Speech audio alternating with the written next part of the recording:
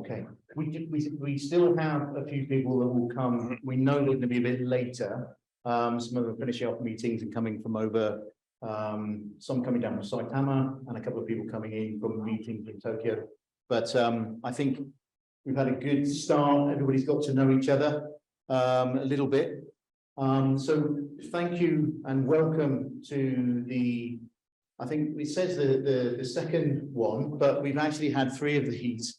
And a little bit of history about that as we start.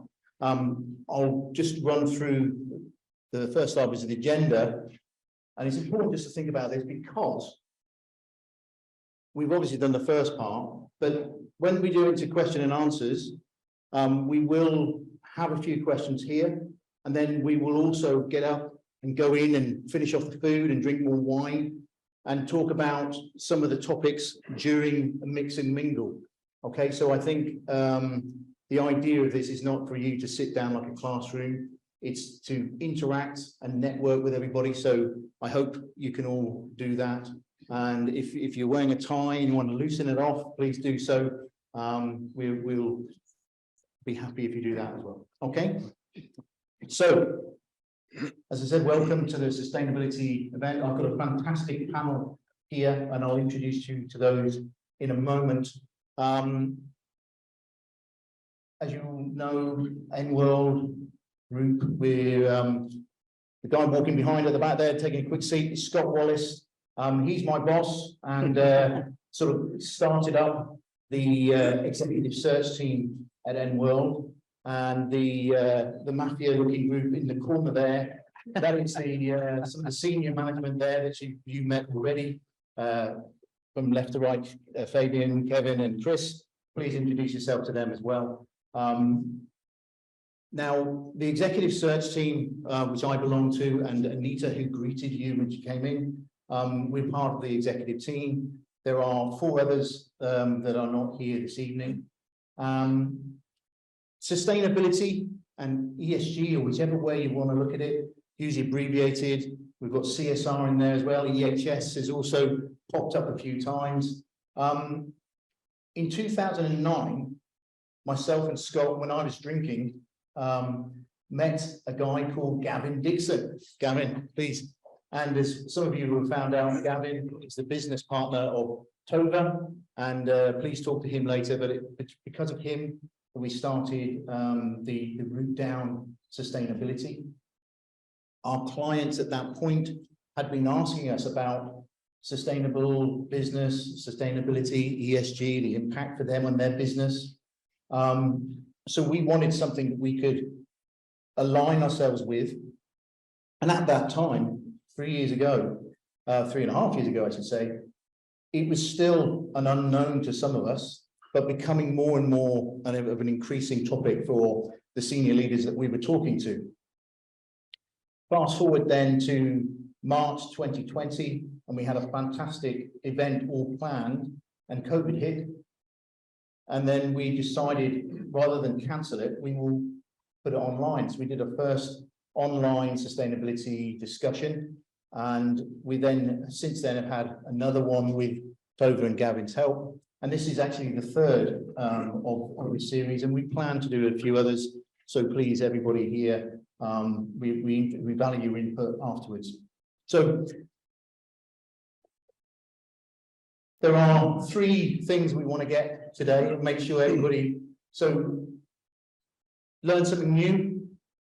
Obviously, meet new people and learn something new. Hopefully, I've been learning new things all the time, and one of them is that one of our guest speakers here, I will not mention at the moment, is a very, very funny comedian. He had me worried yesterday, saying he didn't know where it was and he wouldn't be able to come. And meet new people, obviously, is one of those. And we want you to enjoy yourselves. I mean, this is obviously a very tough topic. It's a very important topic, and it gets very, very sort of weighs everybody down. But these types of evenings, we want you to engage, have fun. Obviously, the more wine some of you drink, the more fun it will be. I've been told to warm that with you, Tomo, so please, feel free to heckle as you go. So my name is Robert England. and I run one of the sales teams for the executive search team, and focus predominantly on the automotive and manufacturing business, but also as part of my remit, I cover CSR and sustainable roles. And the last thing on that, before I introduce the panel, is that when we started looking into this, since that time, more companies that are involved in ESG sustainability, new products, including Paul's SAP, more social media has come up. So there's a lot more information that's coming out. And then the second part of that, and because we are a recruitment company, is that the market we've seen grow and develop. Not quite the number of CSOs in Japan as we would hope, but the careers that are being introduced, and we've got three people who represent different parts of the ESG world on the panel, and everybody in this room is involved in some way, shape, or form. But the number of roles that we've seen, the number of different positions coming up, and more importantly for the executive search team, the seniority of those positions and the demand that the companies have has shown an increase. And we've got a few people who arrived a bit later, but please make sure you talk to everybody, because there are a variety of people within in this room that have different impacts on sustainability. So without further ado, I will introduce you to our panel. First up is Paul. Paul, if you'd like to sort of introduce yourself and a little bit about who you are and what you do, we'll take it from there. Thank you very much, Rob. Good evening, everyone. Paul Beddie from SAP. I have an unusual role in SAP of International Ambassador. That's actually my title. And I work with Japan headquartered companies and help them further globalize their operations using whatever SAP has in the bag to help them. So I'm working with most of the premier Japanese companies that we all know and love, and work with them in Europe, work with them in the US, and other parts of the world, and occasionally even in Tokyo. Sustainability is not officially one of the things that I'm doing at SAP, but it's something that I have a really big passion for, and it's one of my purposes in life at this point. I got into the game initially back in the early 90s when I first came to Japan and went to work for Chiyoda Kako Kensetsu, the large EPC engineering procurement construction company, and started off my career selling scrubbers to coal-fired power plants across Europe, across South America rather, into Russia, believe it or not, Korea, and that's where I kind of got into it. Then I decided this is a mug's game. You have to be in the mafia in order to make this work, because you have to bring money from some big IMF or some Japanese trading company in order to get companies to move. And that was 30 years ago. I then did about a 20-year career in management consulting, companies like Deloitte, E&Y, and then was in China for a while and started my own company, and got back into the world of sustainability, got into smart cities, and was working with a lot of Chinese factories, helping them, how can they become more energy efficient? How can they do on-site power generation? How can they use IoT in the building and different technologies to address what I was calling their greenhouse gas emissions and water, and what they were calling cost savings. Learned very quickly that was the most important place to put that statement was at the very end of the proposal of, we're going to actually help you do something environmental. But now with SAP, I've been here back for 2 years, and we've got a pretty significant product offering that's been developed over the last 2 years around sustainability. And we kind of come at it from 3 different themes: zero waste, zero inequality, and zero emissions. But as a company ourselves, we've had almost 15 years of really focusing on how to be a more sustainable company. And we bring a lot of that experience to bear when we work with our customers. So happy to talk more about that later on, but I'll hand it over there. Thanks, Paul. Tove. Get a picture of. Yeah, there we are. Better in person. I think it's very good. Lockdown video. So good evening, everybody. Really lovely to be here in person this evening. I'm Tove Kinooka, and I'm co-director with Gavin Dixon of Global Perspectives, and we are a sustainability consultancy. We're very small, but we work with very good companies, and we work on the people side of sustainability transformation. So there's a lot of focus, and rightly so, on processes at measuring what's going on with waste or water or energy with companies like SAP. So very, very important part of sustainability work.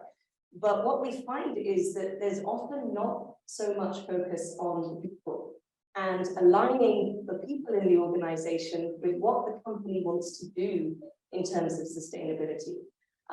So what we help our clients do is align the organizational culture and develop a leadership capability to help those sustainability strategies actually come to life.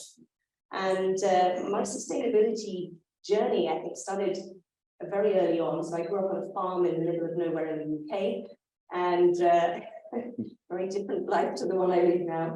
I studied biological science at university. I was a bit of a nerd about insects and weird things like that. But then I came to Japan after trying to make it as a professional horse rider. That was a bit of a detour. Came to Japan and started working in people development. And that was an area for me that was really, really interesting, looking at how leaders evolve and how leaders develop, how organizational cultures change over time and how they impact the way that the company's doing business. So for a long time, I didn't see the connection between what my background and my passion had been, sustainability, and the work I was doing. But then more and more, Gavin and I started to realize that the conversations we were having with our clients around why they needed to transform and what challenges the leaders were dealing with were actually related very closely, a lot of the time, to sustainability. So putting two and two together, we then started to focus more and more on helping companies develop that side and build up that side of the sustainability transformation. So we launched Global Perspectives, I think 7 years ago now. And recently, we just launched underneath that Enteleco, which is our brand, which will focus exclusively on sustainability. GP, Global Perspectives, will continue with the more traditional transformational work and leadership development. But I think more and more we've seen a big shift in the last 12 months or so on companies recognizing that this is something they have to take action on, not just putting strategy and goals out there, but actually making sure that they deliver on those. And so looking forward to talking a little bit more later on with the panel about how we do that and the challenges we're seeing. Thank you. Thank you, Tove. And last but not least, Dominic Henderson.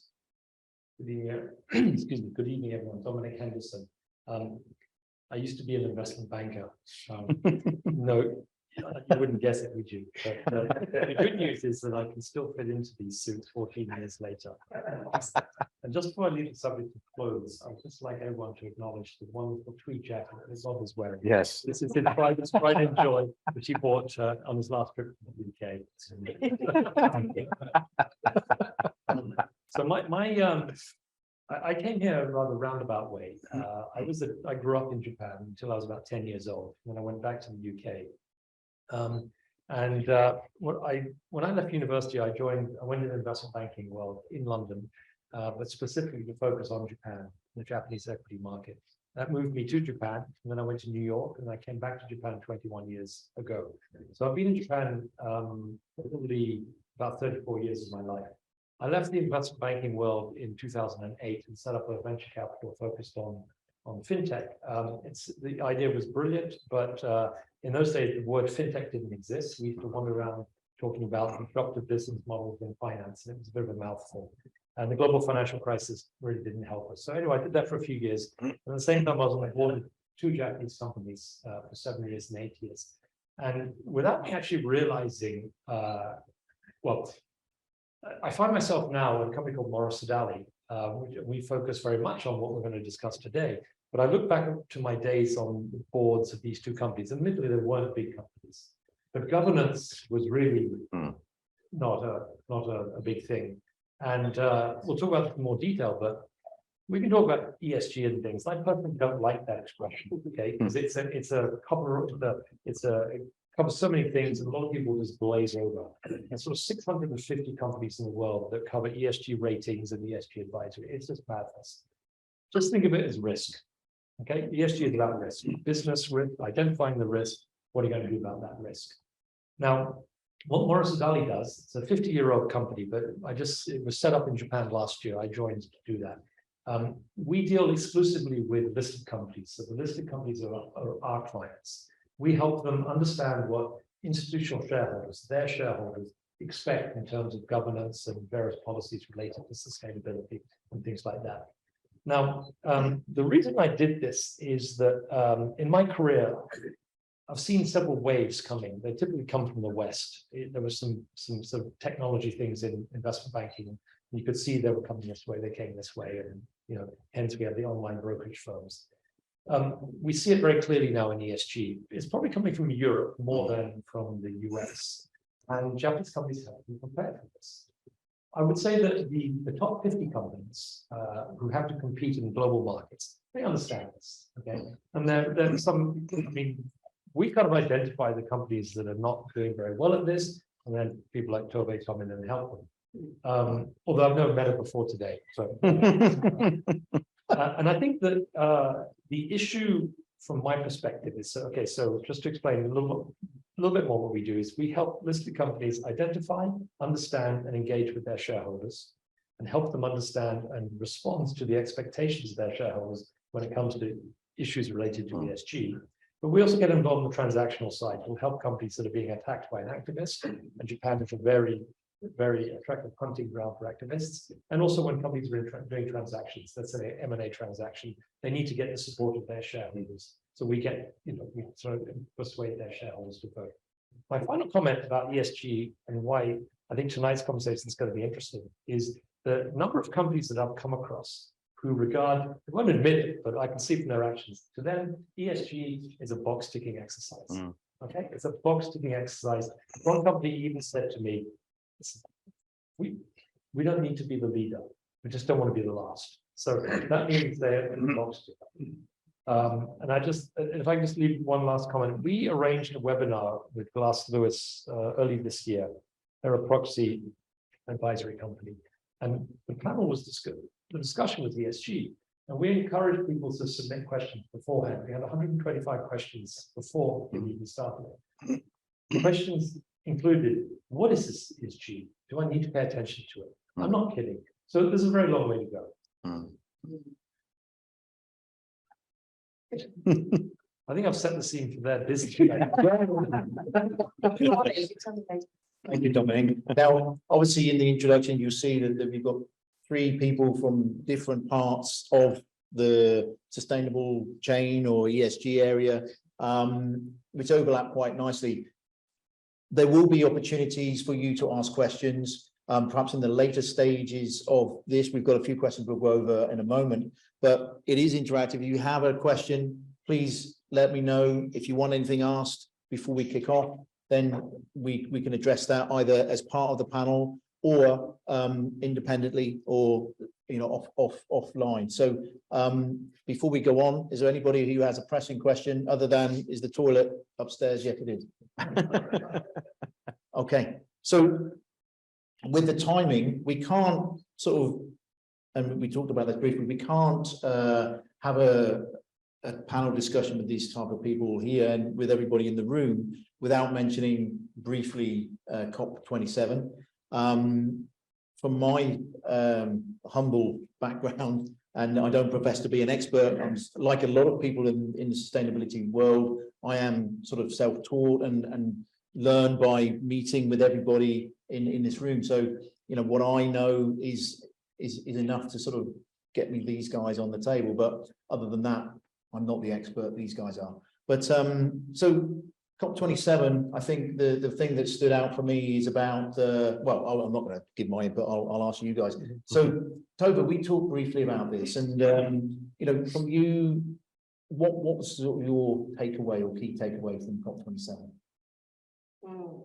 It's a tough one, isn't it? I think there's been a lot of stuff written in the media in the last sort of week or so since it finished. It was a complete failure. It didn't achieve what we needed it to do.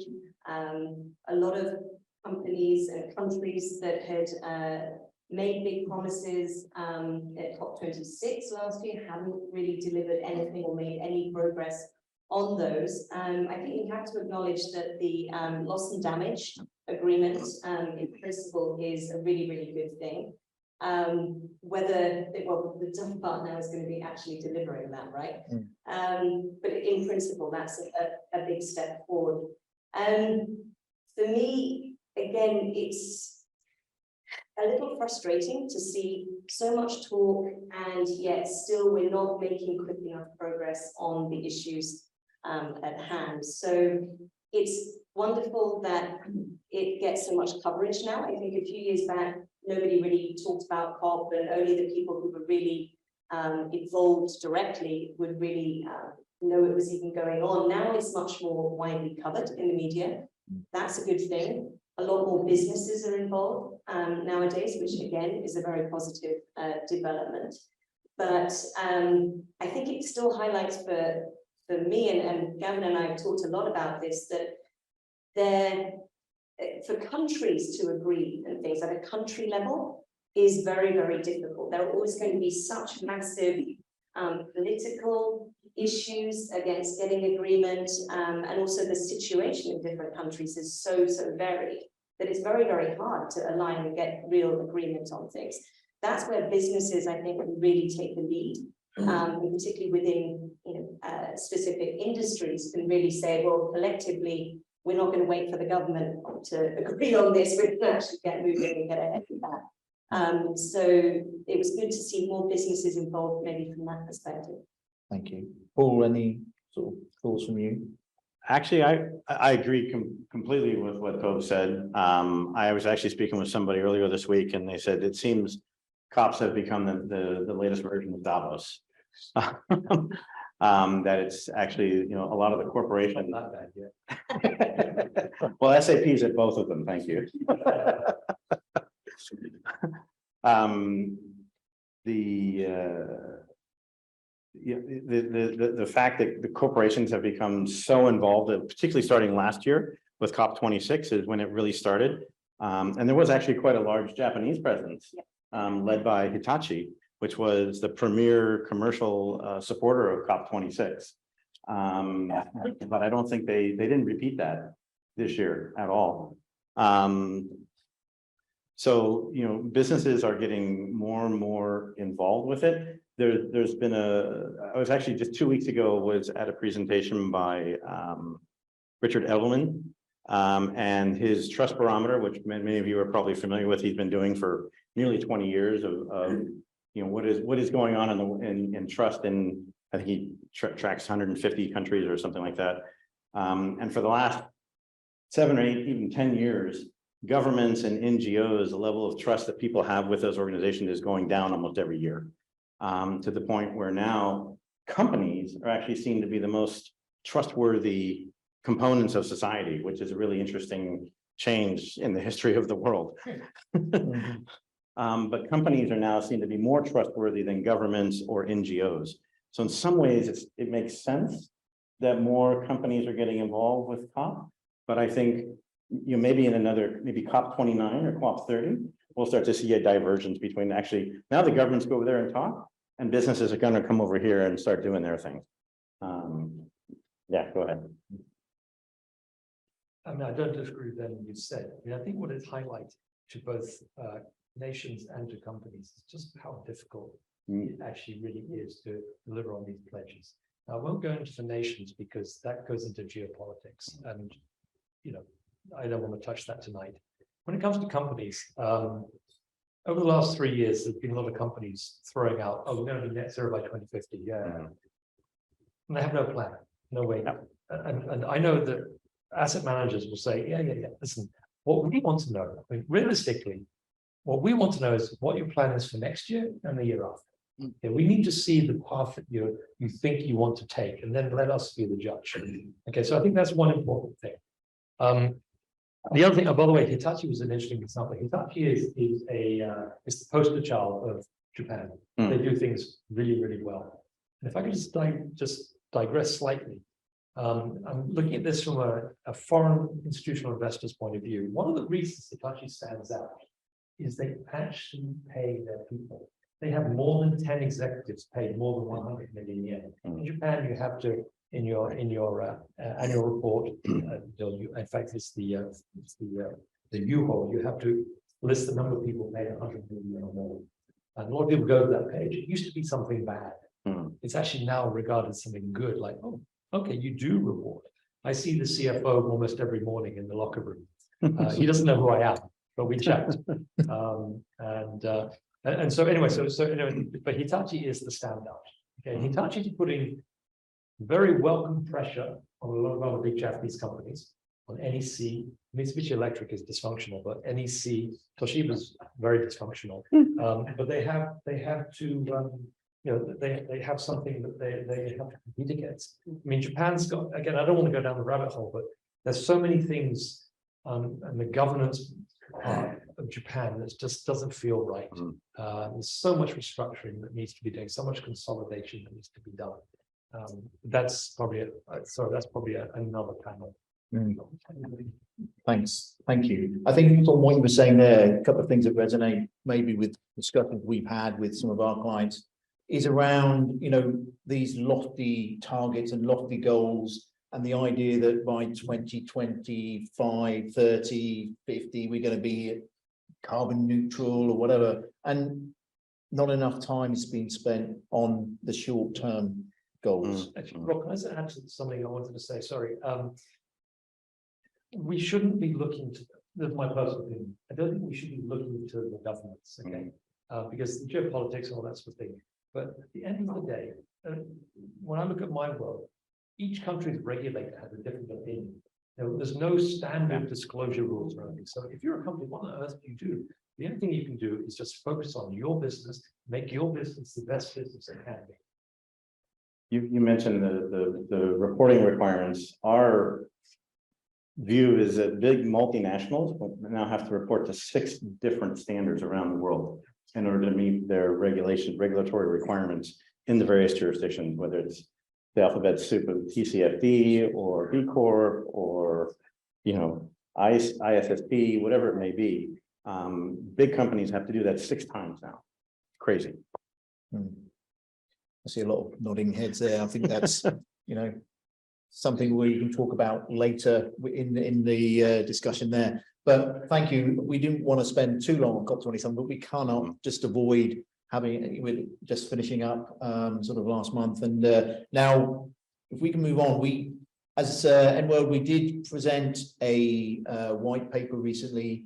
And one of the questions that came up, and I realize I'm getting old, I've got to get my glasses out here and read this, but going back to something that Dominic said earlier about basic questions, but is your company currently taking initiatives related to SDGs? Now, one would hope that is the case. However, we found not to be the case. But tonight, and there are 4 of these questions. You can see there's a QR code, and we have some technical support if you don't know how to use this. But usually we say put your phones away and turn them off. But if you get your phones out and have a look at this, you can click on it, and you can register your input. And then I need to do some technical things here, which I've got shown earlier, which is once you do this. So if you can get your phones out and click on. I don't know if you guys want to do it either, but I'll live in it. When do you want to mind?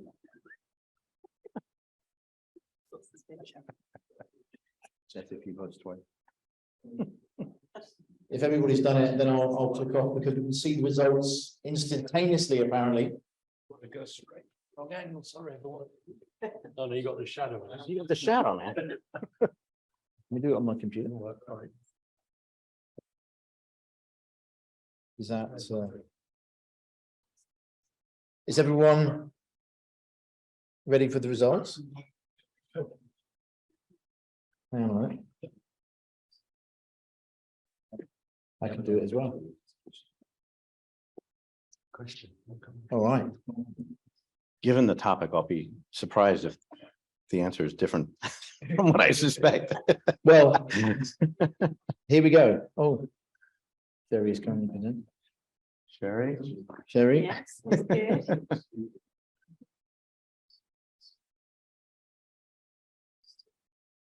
What's the Drum roll, text? please. Here we go. But There it we is- go. All right. Don't know if there one. is Well- Interesting. Yeah, Interesting.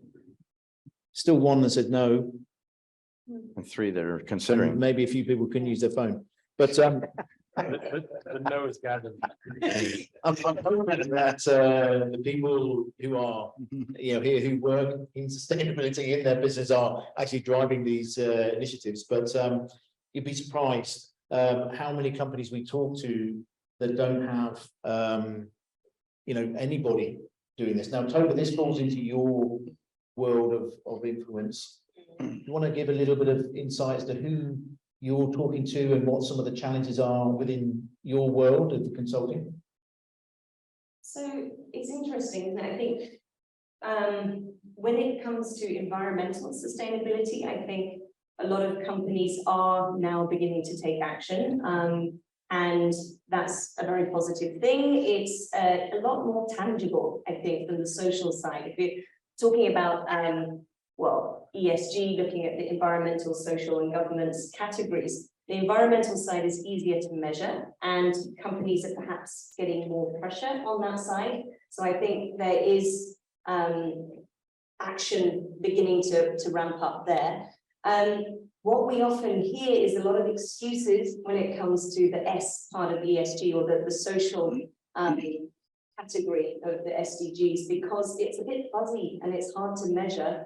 And so the data on that is mostly qualitative, not quantitative. So it's very hard to set goals, it's hard to measure progress. And so this is one of the big challenges we see with the clients we work with. Actually, how do you understand where to start on these things, and how do you decide what level of ambition you're going to take on social issues? And social issues is such a broad category as well. So it can be inside the company, it can be your D&I, starting there, your mental health, well-being of employees, that kind of thing. But then you go outside the company into the scope 2, scope 3, and you suddenly think, oh, okay, this gets really fuzzy and really hard to measure when you're looking at people in your value chain and how are they impacted, and how can you actually have any control over that? That gets much, much harder. And yes, you can have policies in place for supplier diversity or human rights and things like this, but it's very difficult to measure and track. And so that's, I think, one of the areas that we see is most challenging. Thank you. And Paul, you're interacting a lot with senior people in this sustainability world. And what are any thoughts from your side? Well, I think at the most senior level, particularly in Japan, a lot of they get it. They understand they need to be doing something about it. I think that as it, the top-down approach, as ever in Japan, is always a challenge, because as soon as that mandate hits the Bucho Kacho level, it kind of goes nowhere. And it's really interesting because at the bottom of the organizations in Japan as well, there's a lot of interest. The young people, particularly in big multinational companies, there's tremendous interest in wanting to do something. And it's clearly, from a recruitment perspective, it's clearly one of those things that is attracting top talent, is for your organization to be, at least publicly saying, we have a big focus on ESG. But it does get stuck, and we're seeing, a lot of companies in Japan is very much behind what's happening in the rest of the world. Companies, obviously as SAP, we touch 450,000 companies around the world. Japan, though, is our third biggest single market, but we're finding the companies here to be many years behind what's happening in our other key markets. So there's awareness, but there is yet to be a lot of things really, hitting the ground and real action happening. But I think next year and in 24, we're going to start to see that there's going to be some momentum, and it's going to be forced on Japan. It's not something that they want to do because they want to be good corporate citizens. They're falling so far behind now from the rest of the world that they're going to be forced into doing it. Do you have a question, Tom? Sorry, No problem. promise not to heckle too much, but No, no, no. here I am. I'm doing that. Please, carry on. Just keep that going. Okay, thank you. Great comments and actually, I'm part of a $22 billion company globally running the Japan business, and frankly, we had no idea what ESG was. Literally, we hired Tove and Gavin earlier this year because I basically told them I can't spell ESG. I don't know what it means, right? And but in all seriousness, as basically this came from the US headquarters, saying, you guys gotta do this. We're doing this globally. So we started, and my initial worry was the senior staff, they're just going to resist because this is just something completely, just it gets in the way of making profits and doing the real work, if you will, right? But frankly, there was no resistance. They kind of aligned. And one of the biggest surprises I found was, probably most of you do employee engagement surveys. That's really important for multinationals like us. And what was a shocker was this year's survey in terms of we measure how we do again, mainly against the Japan norm, because Japan norms are much lower than the global norm. But the Japan norm for a category that this survey calls ethics went up 24 points out of 100. 24 points out of 100. And basically, two questions are part of that ethics questions. It's what is your company's social responsibility and what is your company's environmental responsibility? And we got left in the dust completely. And so, what you were just saying, Paul, in terms of it's really important. Your employees are really in tune with this. And if you're not changing how you broadcast that in terms of goals, and it says just as important as profit goals and sales goals is what are you going to do in your ESG goals, and your employees are looking for it, which was a complete eye opener for us. So Thank you. Yep. Please, I was going to ask you. I agree. Yes. And people have got to stop and think, what does the word sustainability mean? It means lots of things, but from your company's point of view, it's the sustainability of that company's business. The most important thing are your people. If your people are fed up and leave, you've got a problem. And so it's the young people, as you said, that you alluded to, it's the young people that actually care about this. I was talking to the sustainability team of a very large global company recently. One of the people had just joined that week, and we were talking about, and she said, actually, I did check to see that they really do have a diverse management team, and women do have a chance in this company. And so it is really important. The other thing I wanted to mention from what you were saying earlier is this takes a very long time. This has got to be in the blood of the company. It's got to be in the culture. Usually it starts at the top. The CEO of one of the big companies I know here, he said to me, and he gets it. He said, it has to start at the top and it has to go all the way down to the most junior people. People have got to live, breathe, and eat this. So yeah. Care about it. They're actually, see, the CEO may or may not care, he says he cares, but then there's definitely a void before you get to the people who are going to be running the business in the future. Well, just on the engagement surveys, there was a statistic that came around that people will stay in the company. There was like 14% points higher would stay in a company if they felt that the company was doing something more aligned with the SDG and ESG business. And then another statistic that I sort of picked out is 58% of Gen Z will be looking at companies who have a good sort of sustainable program in place and can be seen as the place to work and something they can feel about when they're looking to join new companies. So graduates coming in will be looking at what you're doing. So it is an important point. And another very important point related to that, which plays into your hands, Rob. and well, is that, we have the shrinking population. The demographic Yeah. pyramid is not working in favor of the company's 20-year heads. Japanese companies have to wake up to the fact that culturally now, changing job mid-career is not as taboo as it used to be. And so you've got to pay your people. Yep. And if a company is discriminating against, for example, women, leave. You'll get a great job somewhere else. Yep. To your point on, it takes a long time to do this.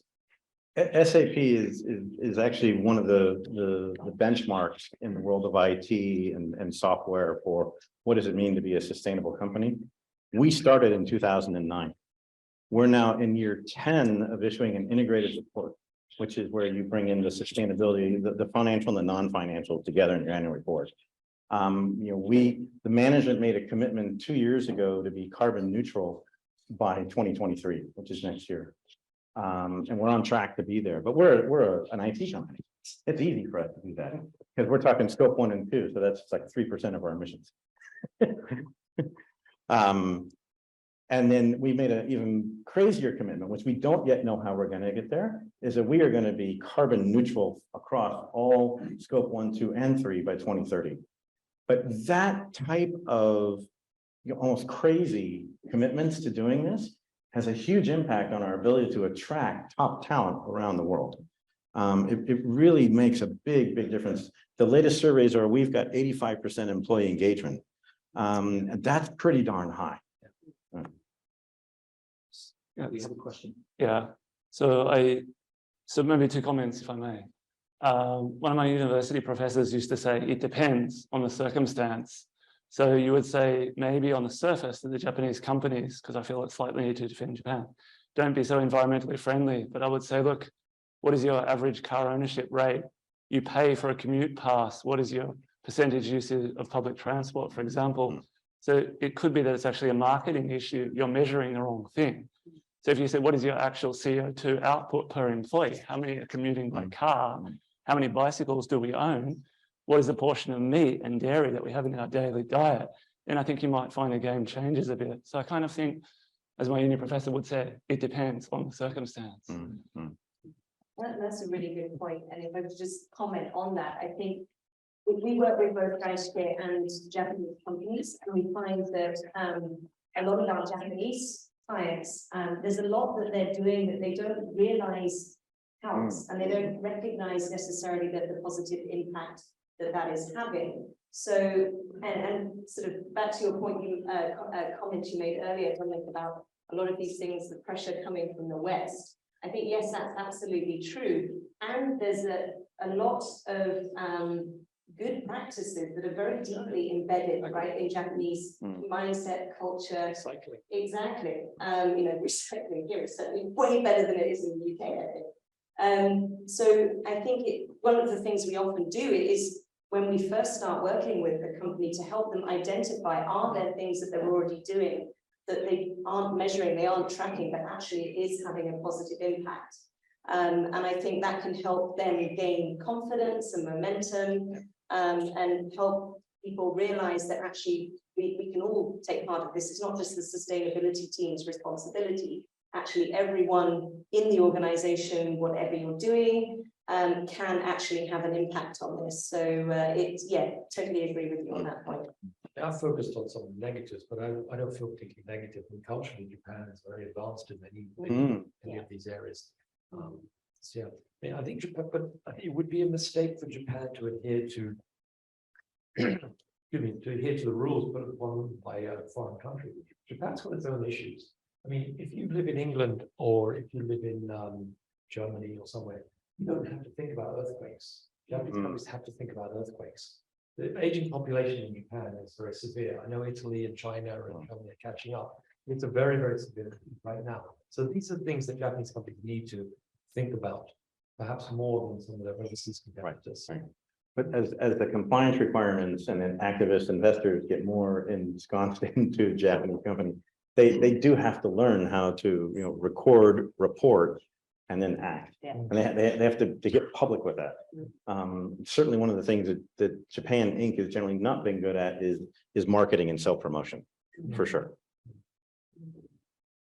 All right, thank you. As we've been talking, I've flipped through some of the slides here, which gave some more sort of in-depth statistics, but I think we'll run through. I'll send this out to you guys later, but something that Tove touched on, and I think Dominic touched on as well, and that is you know, the idea of the gender equality. So over 50% of companies engaged in SDG activities, gender equality attracts the most attention.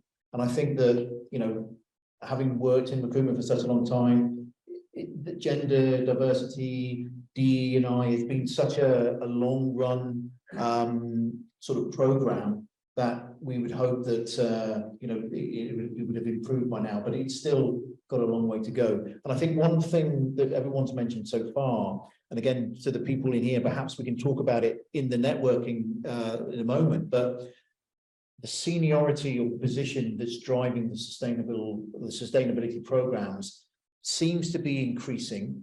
We are seeing more senior roles coming through. And obviously, if the CEO is driving it, and a lot of people want to report directly to the CEO so that they have that sponsorship, because and again, there are people in the room that I know have felt this, where they are the junior people having to talk to the senior stakeholders. And you were saying, Tom, about, you know, getting people involved. They only want to work on sales. They don't see it as affecting their sales, their performance. But if you've got junior people driving certain strategies, then you are at a sort of a disadvantage straight away. You need a more senior person who's in that board or at senior level who can drive and really enact some of these programs. And I'd be interested to hear how many people who are, you know, running their businesses like that would agree or disagree. We do have a couple more questions. Please. I think this is very relevant for Japan. Very often around the world, you can hear about companies complaining about being very siloed. Siloed implies this way. Unfortunately, in Japan, you get a lot going this way. So the many companies where quite significant departments do not have direct contact or interaction with the C-suite. That's a problem. So they're not involved in the strategy. Yes. And this stuff has got to be ingrained in the company strategy. Yeah. Which kind of segues nicely to this one, which is which group manages the implementation of ESG and SDGs in your company? If we can do the same thing again, QR codes. Now, if anybody still needs a bit of tech support, then let me know. I'm absolutely technophobe, but I know how to do it. So Kevin Naylor in the corner there is also similar to me, but even he knows how to do it. So now I need to do something else here.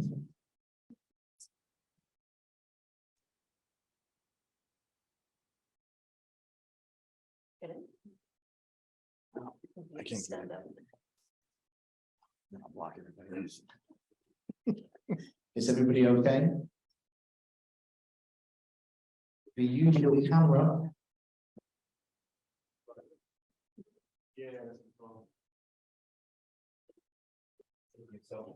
Apparently. Is it good? Are you all right?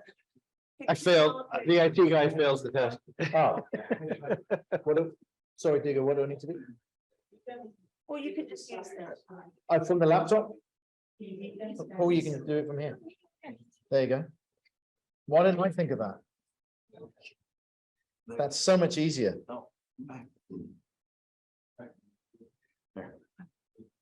Going somewhere. Okay. Next. Hang on a minute. I want to play. No, I don't. I'm going to play. Go on. Let's do it. Yeah. All right. Are we there? We're going to look at the answers next.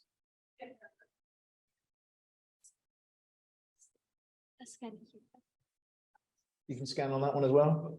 Are we okay? Interactive. You learn something new. There we go. Oh, here we are. Top management. Specialist ESGs section. Corporate planning. CSR.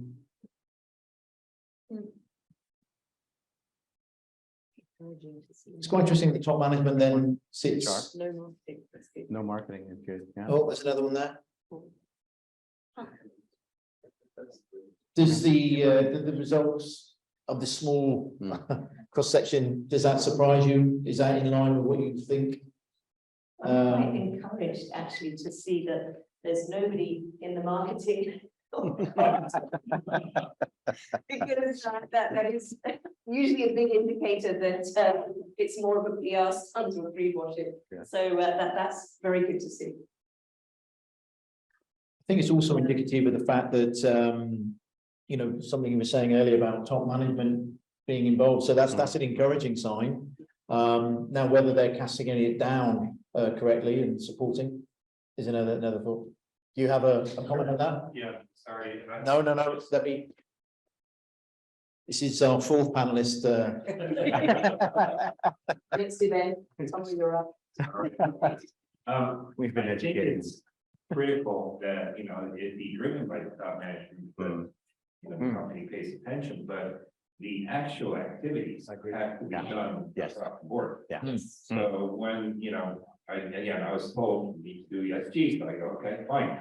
So I got our 2 members of our senior staff to drive it, one being a champion, one to, you know, make sure it's run, but it's really being done by actually 2 people who are at first level, you know, non-managers, and that is really needed to get, you know, the grassroots going, and something meaningful actually happens from there as opposed to just me talking about it. Okay, thank you.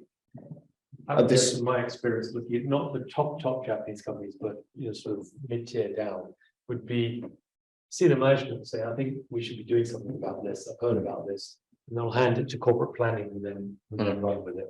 Yeah. But I'm encouraged to say that encouraged to see that quite a few chief sustainability officers are now appearing in Japan. Yeah, I mean, CSOs generally are in a lot of the bigger companies we're seeing, not so many in the smaller companies, but I suppose it would be remiss of me at this point as a recruitment company not to say that if you are looking for sustainable people, then I have an increasing number of very, very good people. Some are in this room today, actually, but if you do need, then please feel free to give us a call, 080-3525. So, nice to see you. Gavin. So Dominic, can I ask you, when you're talking to the senior leadership of the big companies, are they ready to let go yet for sustainability and let it drip down through the company and step back from sustainability being their responsibility and letting it happen across the whole company? Because what we've said, the reason I say that is because a lot of people, it's almost like a badge of honor to say that, you know, I'm leading this from the top, but the rest of the companies aren't necessarily following it further down in the chain. I'll be honest with you, I don't probably speak to enough of the top management of the very biggest companies, but the ones that I do know, I think they've issued the directive to do this and they genuinely support it, but they don't have the time to be very, very involved themselves. But they are deep believers, yes. I have one customer in Japan that is a very significant chemicals company. And just in the last 60 days, they've established their ESG management division, which is a cross-divisional with 4 GMs, a VP.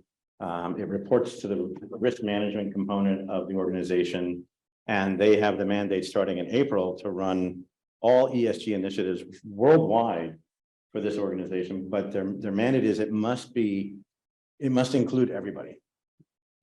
So they're just beginning that journey. The key really interesting thing about this organization is they've told us a number of times, we want to be first. We want to be the leader in Japan because there's nobody's leading this yet. And we want to be the organization that gets highlighted for leading this initiative. Now they're also under significant pressure from their US and European customers that say, we're not going to buy the billions of dollars of goods from you that we've been buying if you don't step up the game in what you're doing on your ESG. Okay. Anything else to add on that? Well, I was just going to say, we actually worked on a project last year with a large Japanese coffee company that was in a very similar situation. So they had some little CSR projects going on, but weren't really, they hadn't set sustainability goals. They hadn't at that point done a materiality analysis or anything. But the pressure came from their European operation, where they're B2B mainly, and their European customers were saying, well, unless you can tell us that this coffee is, produced fairly, is not having a negative impact on the environment, then we're going to find a different coffee supplier. And so that really lit a fire under the European operations, who then, the Japanese headquarters at that point went, oh, okay, we actually need to take this seriously and do something. So that was the first time that they'd actually sat down as a global organization and said, okay, what do we need to do? What are our risks? First of all, we did the materiality so they could understand what their risks were. But then it was really quite difficult to really get consensus on the level of ambition, because all the sustainability expertise was in Europe, and that's where the biggest pressure was coming from.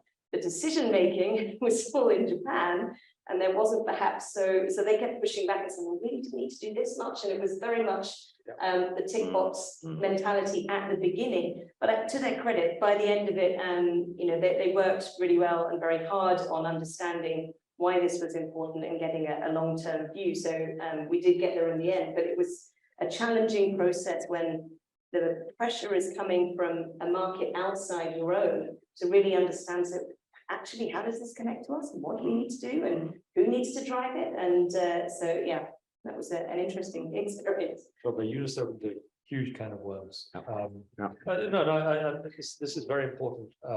Now, we all understand that Japanese companies, and I realize many of you actually probably don't work for traditional Japanese companies, maybe you're international companies, but we all agree at the beginning that Japan started later on this journey. If there's one area where I think they're terrified, it's the sustainability chain. The supply chain, understanding that supply chain. Because especially, the rest of the world is looking at, you've got to prove that this is not made by slave labor or anything like that. But especially if you're making something for the consumer market, the consumer, especially the young consumer, really cares. Uniqlo had a big scare last year or 2 years ago when a lot of young people were like, what? I think I might buy my t-shirt somewhere else. That's a disaster for a company of their size. And so they have to prove they're on top of it. They understand where their sourcing stuff, not directly, but where that one's sourcing their stuff. There's one example, a name I won't give, but there's a company in Japan that in the soft drinks business, and they're a very, very large company. When you actually delve down, and this is not my business, okay, this is not what I do. This is just something that I happen to read about myself. Their recycling of plastic PET bottles is low single digit. Okay. Now they if you go look at the website, they're tremendous. We do this, we do that. We care for the environment. Well, and to that point, we've got another customer that we're working with right now that is in the chemicals business and manufacturing basically sushi trays and polyethylene, food related components. We've got solutions to help them actually track almost at a molecular level how much of it is being recycled and how many times has that molecule come through the machine. So those solutions are now available. They're beyond beta. They're not yet widely used, but those solutions are there. And I guarantee you within 3 or 4 years, that will be everyone in the food industry will have to be doing this, because the big European players like Nestle and Unilever are actually going down that path as we speak. So for companies like Ajinomoto or Cal, they gotta lift their game. Thank you. The example you gave then, Dominic, sort of identified something that we were trying to not to elaborate too much on, but yes, we are using plastic bottles. We do realize the irony of it, and we improve I've got all my list of things to get better on. Role that people working, is it, you know, if you are one of the internal people who are doing ESG sustainability roles, one of the questions that I heard was about support and also funding. So that was one thing that I want to sort of bring up to the panel. And we've also had some introduction here to suggest that we can talk about personal projects, ongoing personal projects. So we'll come to that in a moment. If anybody has a sort of question they want to ask as well, please let me know and raise your hand. But if we can talk a little bit, is your question, do you want to, is there a question that you would like to formulate or? Yeah. Trouble. Do you want me to say what it is? Yes. Yeah. So yeah, we were chatting earlier on, and it was just more an observation / question as well around one of the points raised was about how there's that void in the middle, right? So you've got the senior management that know what needs to be done. You've got the guys at the bottom who then, you know, sort of go and work at it. But then sometimes that there's that maybe a bit of a disconnect, if you like, right? And that middle layer. So is there any tips, advice, suggestions over what can be done? You know, and probably the second part to that, and you touched on that, was around the funding. And slight digression, but you know, especially now the general conditions aren't great, a lot more focused on profits, etc. Then people start to park the ESG agenda. So anyway, Thank you. Who wants to have a stab at that? You picked up your mic I was first, go for it. distracted trying to work out how this was. So What was the question? if I heard it correctly. So we talked about, you mentioned that gap, and I think Paul was mentioning earlier, comes down to the bourgeois level and sort of this kind of helps. Yeah, I think that is a problem, but now, as we were talking, him who's still in there. No, it's the it's not a short-term thing. The important thing is that people have to understand quickly that sustainability is a longer term thing. But what it really means is that if you aren't doing the right thing, you're going to lose your younger people and then you lose your business. So maybe I missed the beginning of the question because I was fighting with listening. No, I think there are multiple reasons this happens, right? So I think, well, no, I mean, why, and also what can you do about it, right? So one of the things we've seen happen where it hits that wall and stops, like the middle management permafrost, one of our friends calls it, is because the KPIs that those managers have don't line up with what they're being asked to do on the sustainability front.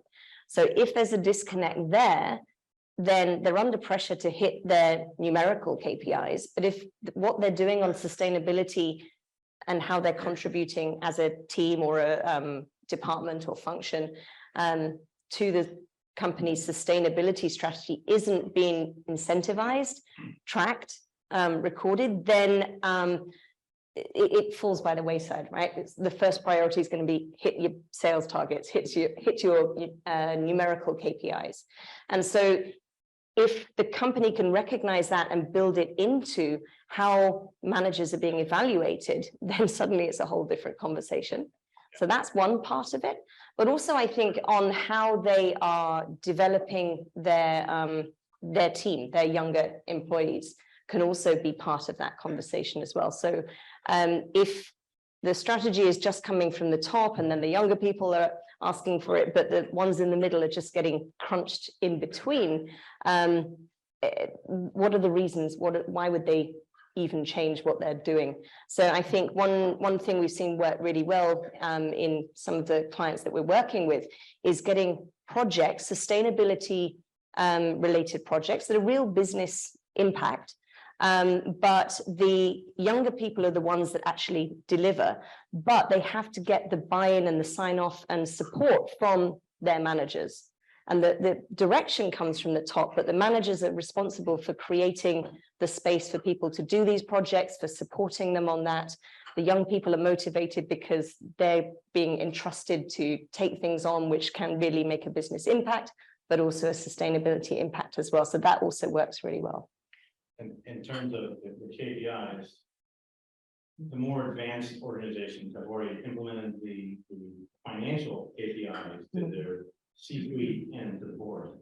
So in SAP's case, we started road testing KPIs around ESG, and there's not a lot of them. It's what's the overall company CO2 emission? What are the percentage of women in managerial positions? What is net performance score with customers? And probably the biggest one is what is the employee engagement across the organization? And we road tested that for about 2 or 3 years.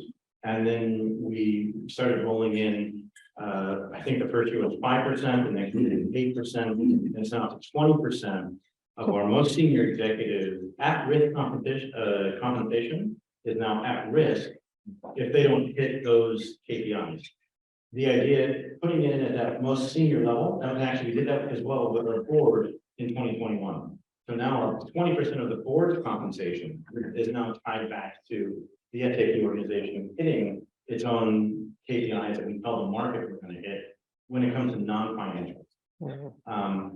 The idea being that as you know, if each one of those senior executives owns part of the business, they need to make sure their business is operating to a level to help them meet those KPIs. And we haven't pushed it down yet to the lower level, but that's coming. And I think our sales organization, maybe in 23, but definitely in 24, will start having hard targets on selling our sustainability solutions. Right now, they don't have that, but that will come. But it definitely comes down to setting hard KPIs and typically tying it back to some type of financial remuneration for the people. And culturally, it has to mean something. If you hit your KPIs, it's got to mean something. Right? It doesn't just need money. You need a meritocracy so you can get promoted above the guy who's older than you. Right? Yeah. Right. Otherwise, you know you're not going to get promoted. You've got to wait for this guy to move on. And that's what NTT is trying to do now, but with their new CEO, he's come out and said it's going to be a meritocracy going forward. Be interesting to see how that happens in the next 2 years. It's a big shift. So the conversation, does that answer your question, by the way? So thank you. I should have listened to your question. Nice comment. I think you now know how to use the microphone. So the question I think we want to move on to, and it's linked, I think, which is individuals that are responsible for driving the sustainability projects and programs. The challenge is sometimes with the KPIs that get pushed down, and the ability, therefore, the experience of those people to engage and really sort of get those projects underway is one of the challenges that we found with people who've just been thrust into the role. They're not necessarily experienced. They're passionate about sustainability. They have no experience. Or conversely, they've got a lot of experience, but no passion for what they've just been told to get involved. This is your project from now on. Now, it doesn't exactly link, but what you were talking about earlier, would you like to elaborate a bit further, please? Yeah. There we go. So we have some experience, obviously, because we, had your excellent presentation at the Swedish Embassy, Tove. But as we were kind of saying, academic constructs are all very well and good, but I want to know what to do today and tomorrow. Yeah. So these boots, like I bought them 25 years ago. Yeah. I don't eat much meat. I walk. I drive a hybrid car. Can't yet have an electric one because I don't have a charger in my, But how can we move the needle ourselves beyond, just again, keeping my boots for 25 years? I'm really looking for some personal initiatives that we can take that would actually make a big difference. Yeah. And that was really my question. How can we move from the construct, which is very good and powerful in the SDGs and the ESG, into more, what can I do today and tomorrow? Yeah. Well, I think you've touched on a really important point there, Ian, and that is personal connection to it, right? Because as we've been talking about so far, if the direction on sustainability comes from the top, but is then not really connecting to what people are doing every day, whether that's at home in their, personal lives, or when they get to work and they start, making decisions around, what are they going to do, or am I going to choose this supplier or that supplier? If there's a disconnect at a personal level, it's unlikely they're going to be very motivated to make the more sustainable choices. And so one thing that we do with every client, I think, in every piece of work is start at the personal level and getting people to understand here, not just here, but actually, you know, why is this important to us? And often we find that people like yourself, you know, you're taking measures at home, you're driving the right kind of vehicle if you're driving at all, or, you know, you're making conscious choices when it comes to your food or your clothing and travel and stuff like that. But that often gets left at the office door when people come in and say, okay, but that doesn't connect to my work and I'm not part of the sustainability team, so this doesn't, you know, connect to what I do.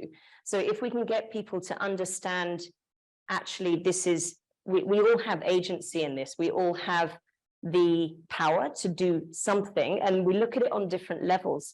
So at the MC the other week, we were talking about the spheres of influence, right? And looking at, first of all, starting with your circle of control. So what can you as an individual control and take action on without having to go and get permission or get budget for? And there are often things that you can do maybe individually, but also within your team without having to, you know, it's not really that difficult. You can identify a starting point, and that helps people build confidence and motivation. And then the next level is you look, say, okay, so moving out to my circle of influence, if I want to do this with my team and actually start using a different type of paper in the copier or whatever it is, who do I need to ask and whose buy-in do I need to get that? And how am I going to get them to understand why this is important?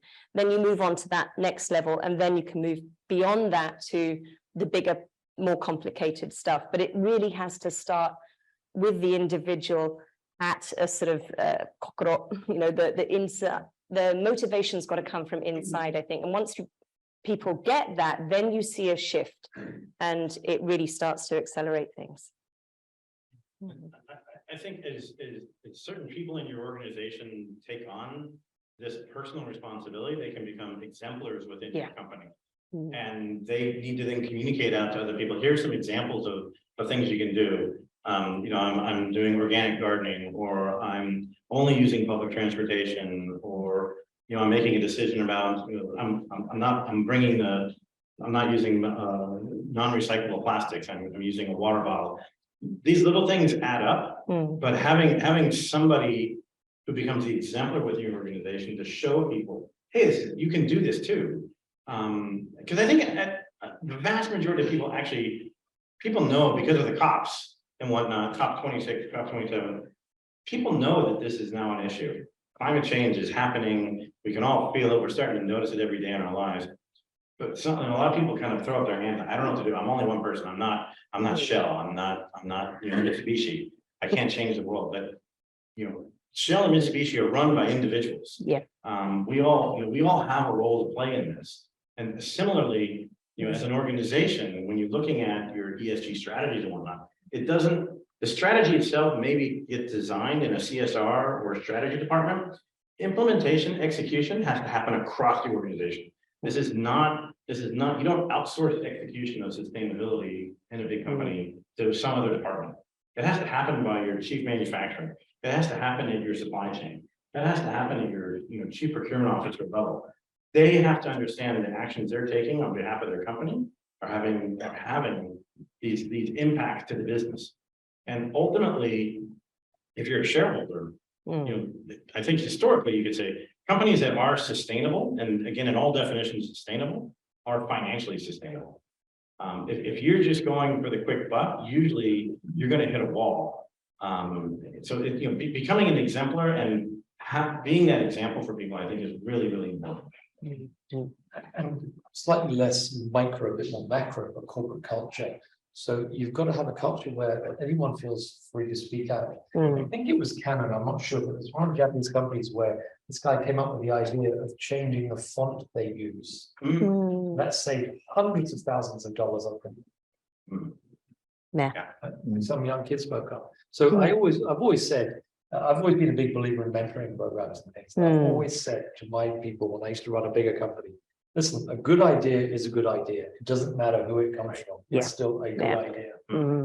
Because Yeah. human nature is to, when you're busy and someone brings an idea to you, you try to say, you try to find fault in it. So you can just make it go away. I always used to say to more senior people, listen, just actually listen to it. Don't find the fault, but listen to it because there might be something there. So that's a culture. And also just one more point to add, but as well as I think connecting it to individuals, creating opportunities for people to get together and talk about it, like you said, which is exactly what you're doing at Maersk and with the DEI team, right? So it's bringing together not the official DEI people, but people from different departments who just say, this is important for me, and here's what we're doing, and here's what I think, and let's get together and share those actions. And I think that can be so powerful as well. And actually, SAP just did that last Friday here in Japan. We had our sustainability and social festival. We had almost 200 employees participate in that, and none of them are coming. A lot of them are passionate about sustainability, but it's not because it's their job. There's now a group of people, and these are the people. There's a lot of young people, and then there's a lot of decision makers that come together, and it's a great opportunity for the executives to spend time with the younger people and understand what's important to you, what's going on, why are you here, and so getting that cultural impact and mixing up within your organization is really critical. Yeah. Great. Okay. Anyone else has? Yeah. Okay. Come over to you. Yeah, just hold on. Okay. Thank you for your insights. I would like to ask a general question.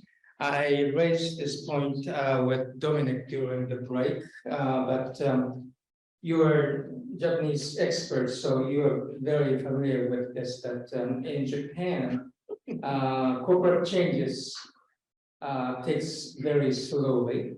And oftentimes fundamental Japanese corporate changes happen as a result of gaiatsu, foreign pressure.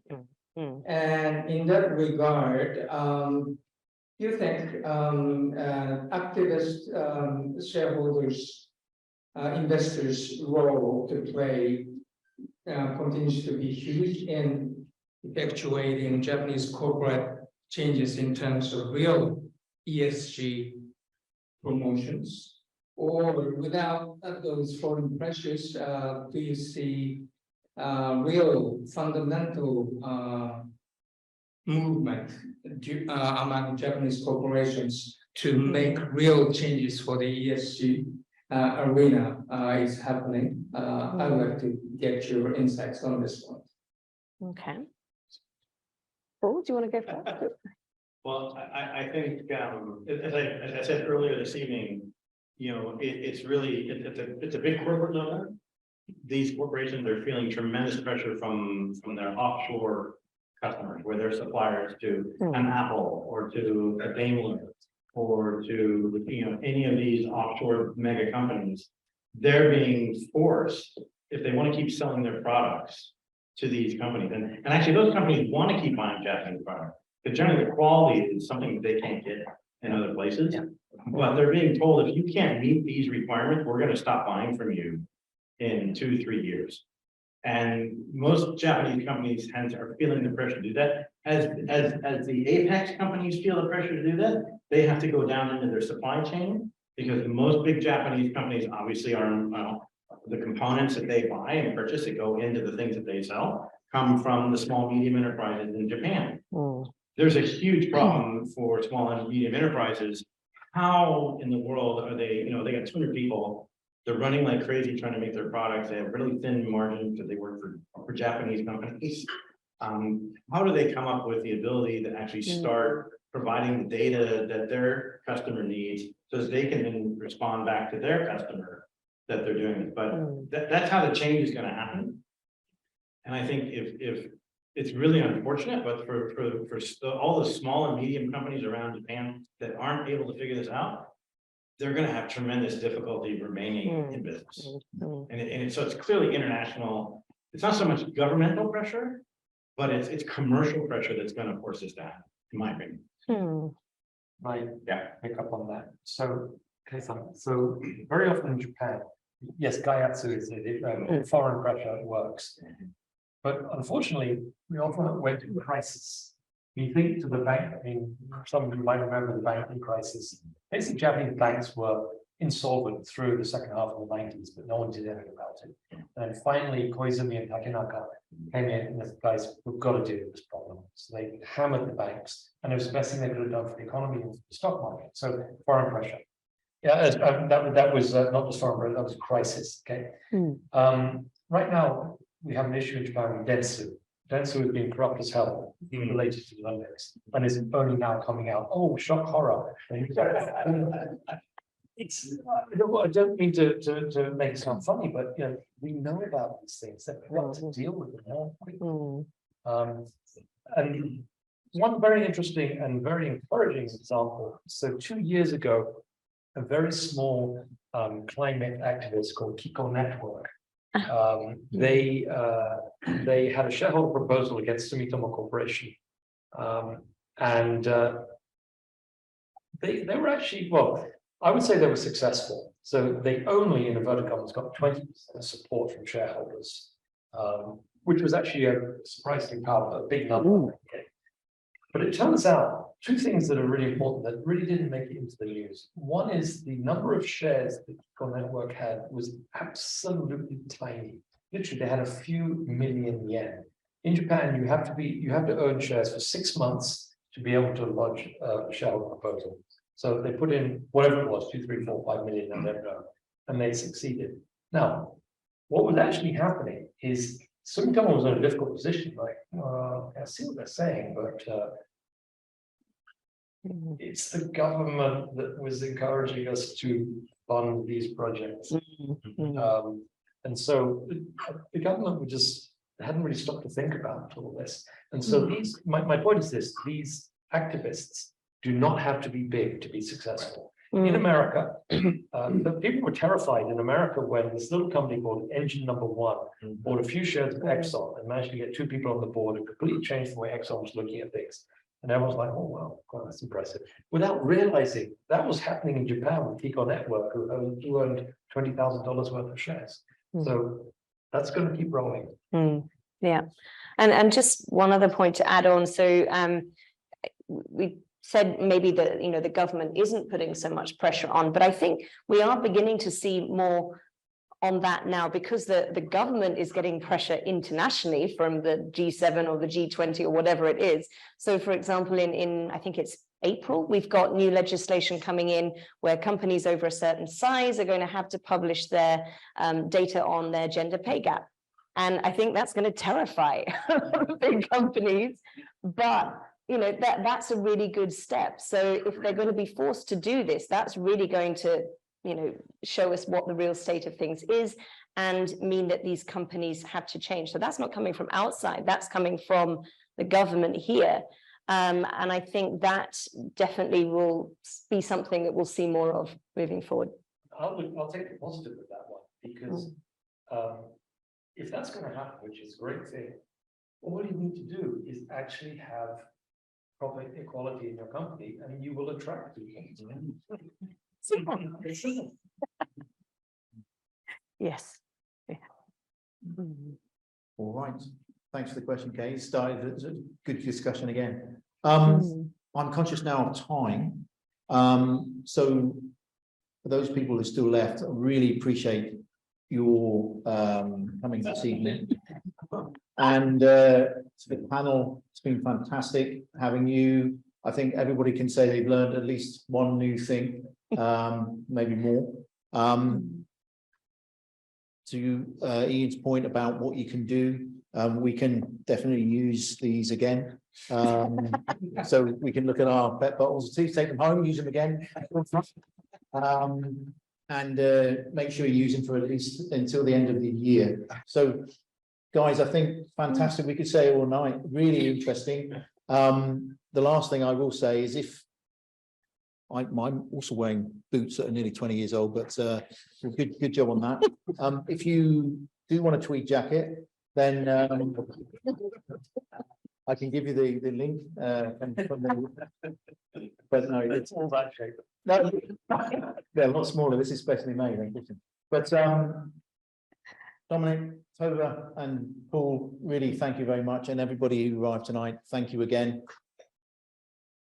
We will have another event in the new year, and there will be more people. There were probably another 40 people tonight who, for whatever reason, could not come. December the 1st was apart from the Advent calendar, is some issue that they couldn't make it tonight. But really thank you, and good luck, and have a nice new year. Merry Christmas, all right, goodness. There we go. Thank you, guys. Thank you. Really, thank you. Thank you very much. Good guys.